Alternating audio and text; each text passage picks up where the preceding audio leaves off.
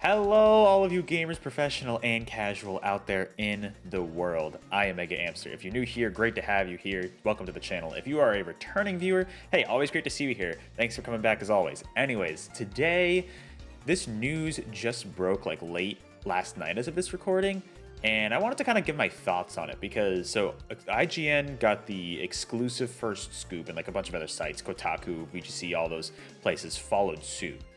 So apparently, according to IGN, this was written by Kat Bailey over at IGN, Xbox, Nintendo, and Sony won't be a part of E3 2023. Now, it was confirmed previously that E3 was going to be coming back in person in 2023 for the first time since 2019. You know, we had, 2021, we had that virtual E3. I don't even know if we had it 2020. We didn't have it in 2022.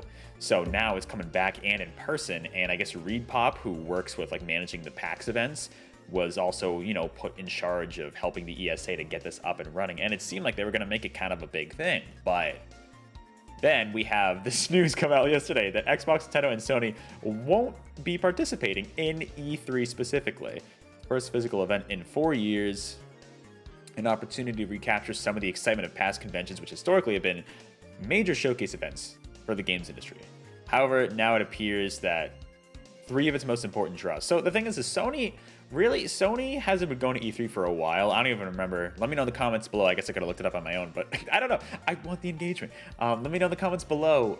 What's the last year that Sony even attended? It was like 2018? I think I might have watched their last E3 showcase for whatever reason. I'm not really interested in PlayStation, but like the last time they were at E3 was a while ago, So this isn't really news for them. The main thing is Xbox and Nintendo, I feel like. So the other interesting thing is that this information comes on the heels of Xbox's announcement last week that it would be returning to Los Angeles for its annual summer showcase. So, yeah, Phil Spencer last week, as of this recording, had an interview with IGN where he said that they were timing another showcase. We just had the Xbox Developer Direct last week. And Phil Spencer, CEO of Xbox, was saying, hey, yeah, we're going to time announcements around E3. So he did not straight up confirm that they were going to be at E3, but that they were going to time those announcements to that general time frame in mid-June-ish. I don't even know when E3 is. Spencer also stressed Xbox's public support for E3 and the Entertainment Software Association. But, however, IGN understands that Xbox won't have a booth. So that's the funny thing, is that apparently all 3 of these companies, I think even Sony, are part of the ESA, which makes up the board that kind of oversees E3, the event. So it's really funny that we now have this news article, which, I think we pretty much can say is legit. We have this news article in which they won't be a part of it.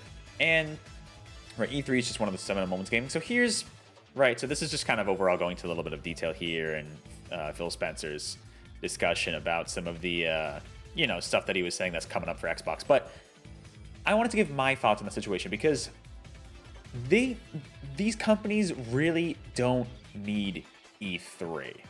In terms of game announcements, we don't. Nintendo started the bandwagon. Has it been 10 years? When was the first Nintendo Direct?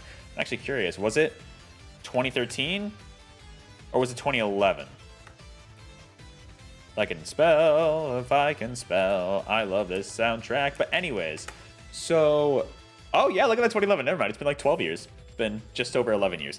But Nintendo's been doing this forever, and a lot of companies have followed suit. Look at Sony. They now have their PlayStation showcases, I think they call them. And now Xbox, they've tried to do different, spins on the whole presentation idea. They had like Inside Xbox, which apparently was really dragged out and just way too long. People sitting down almost like a Nintendo Treehouse kind of thing, but just really extending it. And apparently, with Xbox doing the Developer Direct last week, that is much more in line with something like a Nintendo Direct, where it's fairly rapid fire. It still went a little more in depth with just not as many games, which I kind of liked. I liked the differences between that and the Nintendo Direct format. But yeah, we're at a point where, especially the 3 big publishers, the 3 big hardware manufacturers, I should say, they don't really need E3. E3 back in the day used to be, they would have these stage showcases, you'd have spokespeople people get on stage. You've seen footage of people like Reggie getting up on stage and just talking to a crowd. And a lot of it was about investments and like, you know, like different, like trying to boost up their own hardware and kind of get people excited for it. But there were also game showcases. I mean, look at, what was it, the Twilight Princess reveal? I think that's the really iconic one. That like that was at E3. What was that, 2004 maybe? Right? Because that would have been after Wind Waker, but before it released. 2004, 2005, one of those two. And back then, that was like kind of like the main means of getting these big news events out to people. And then it was also a trade show, so you had like developers going and connecting in a way I've heard kind of like GDC, where you can kind of hook up with people and talk to different developers and just, you know, make connections, kind of get knowledge about how others kind of make their games and things like that. And then what was it? Was it 2019? I'm trying to remember which year. Might have been, maybe it was a little earlier. One of those years, the ESA made E3 open to the public. And so now you could have anybody show up. You don't have to be a member of the press. You don't have to be a game developer or a game publisher. Anybody could go if you get a ticket. Essentially kind of like PAX and other conventions, which it's mixed reception on. Like, part of me likes the idea of opening up to the general public, but also it seems like it made it very crowded. Oh, you know what? It must have been earlier, because when Breath of the Wild was coming out, that was E3 2016. I believe that might have been open to the public. Correct me in the comments if I'm wrong. Where people were, the line for the Breath of the Wild demo was absurd. Like, completely just impossible. If you didn't get in that line immediately, you just couldn't go through it for the entire day, you know? So really, opening up to the public, like, people have different opinions. I personally look at it as like, I mean, E3 was trying to, you know, we're trying to get more attention and trying to spread itself out more. But I think as a result, I don't know. I don't think opening up to the public was honestly a good idea. I think it kind of worked as like a trade show for mainly developers, the press, to kind of get the news out there, rather than, you know, you have all these other conventions like mainly like PAX East, PAX West. I know there's a bunch now like MagFest. You have all those Comic-Cons and everything, which like are open to the public, and that's like the intention of those conventions. But E3 was always, it started out as this big trade show for the big platform holders and other big third parties to kind of, you know, announce their games, announce new hardware, and yeah, like for developers between teams to discuss and just kind of catch up, and for, you know, the press to kind of go out and get details from people and things like that. So the other interesting aspect of it is, since Nintendo started doing the Nintendo Directs, right, that's all digital. There was no reason to need a stage presence. It was always kind of a tradition, you know, like that E3 time in June. We still call it E3 season, even though it's might not necessarily be E3. We did that for the last few years, even like, you know, last year when there was no E3, it was still kind of E3 season, right? And based on, you know, what we're seeing here with IGN's article, talk about Phil Spencer, like Xbox is still timing a big showcase in that time frame, just because I think it's just tradition at this point. I mean, also, I mean, the summertime is like a pretty good time to kind of announce stuff for like the last half of the year going into the following year, pretty much for that whole fiscal year. And, you know, Nintendo will probably have a June Direct. I mean, last year they had that third-party showcase, which I know people weren't too happy about. I thought it was fine, honestly, just not any first-party stuff there. But like, this is just, they don't, in terms of getting announcements out there, these platform holders do not need E3. They really don't.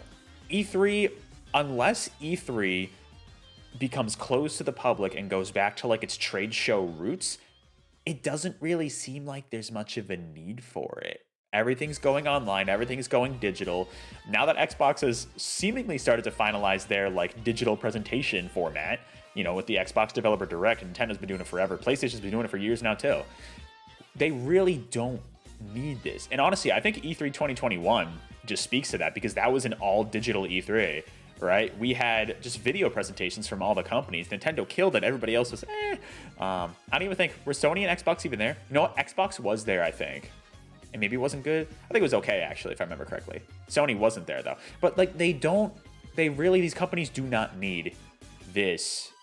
You know, they don't need E3 to get their announcements out. Now, for, you know, like potentially like indies and stuff, I don't know. I honestly don't know what the indie presence is like at E3. I know, you know, conventions like PAX, it's probably stronger. I don't know. But for them, it would be good. I think in terms of getting announcements out there, because E3 is going away, that does not mean that, you know, the platform holders, the major platform holders here are going to suffer. Not at all. They literally do not need, even though they're on the ESA, they literally do not need E3. I'm curious to see where the future of this event goes, because yeah, like IGN is saying here, this was supposed to be like the big in-person return for E3, and like I've seen people kind of like being sad about like, oh well, I was gonna go out to see friends there, and you can still go. You can still go. There are going to be companies there. There's going to be plenty of presence there, I'm sure. You know, I mean, third parties like Capcom, Square Enix, they'll probably still be there, right? Unless they say they will. We don't know yet. But if this holds true, just because the 3 platform holders aren't here does not mean that E3 won't be there. It's really, I mean, it is a bit of a bummer, because I think it will lose a good amount of, you know, like excitement. I can see that, you know, for sure. It'd be really funny if like Xbox does what they did, I think, a few years back, and like just have their event separate at like a different theater, like across the street. It's like, oh, we're not part of E3, but we're technically there. That'd be really funny if they did that again. I wouldn't be surprised if they do. But it's just interesting, because like I see some people like on Twitter who are just like, oh, like this is, you know, like just completely like this is just so deflating and stuff. Like I get it, but we're gonna get gaming news. This does not mean we're not gonna get gaming news in June. Like these companies, these platform holders do not need, even third parties. Like if Capcom and Square Enix, they did their own presentations during E3 2021 when it was digital. They kind of sucked, but like they technically don't need it, but they might still be there. It's like, I don't know. We're in a weird state, in between state, I feel like, where E3 is trying to come back in this in-person format. And to be honest, I think, I mean, well, I don't know. Who am I? I'm just some random dude on YouTube, right? In my opinion, I mean, I think their best bet would just to be like they used to be, and just be an exclusive trade show for developers and, you know, the press who want to go and get gaming news. I think there's plenty of other conventions that are open to the public. You know, I don't know. It'll be interesting to see where they go from here. I don't think this doesn't spell the end of any gaming news. It could be I don't know. We'll see where E3 goes from here. I'm just curious to see. But let me know what you think in the comments below. I just wanted to make a video on this, just kind of talking about it, because it's definitely interesting. Like I said, it's this weird in-between phase where we're really starting to go more towards the digital presentation. I mean, Nintendo's been doing that for 12 years now, right? We're already going more over there, but then E3's also trying to stay relevant, and it's like, where does E3 fit in this? You know, I'll be curious to see what they come up with.